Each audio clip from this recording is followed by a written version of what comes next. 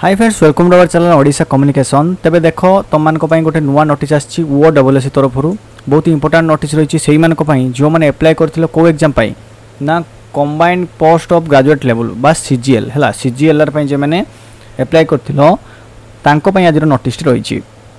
तब this is for information for all concern that the preliminary examination of the combined post graduate level examination requirement examination for specialist post of services 2023 will be held on 3/11/2024 Sunday।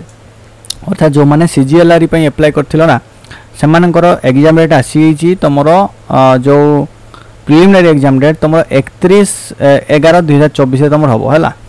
Candidates are advised to keep touch with the commission's website है। तुम website सहित touch रहो जहाँ भी further updates बा next जहाँ भी update रही एग्जाम बाबद में तुम पाखे खबर पहुँची बुझीपार।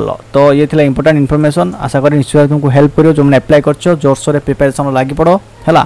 समस्त को ऑल द बेस्ट रोचे पुणी देखा भाव वीडियो। धन्यवाद।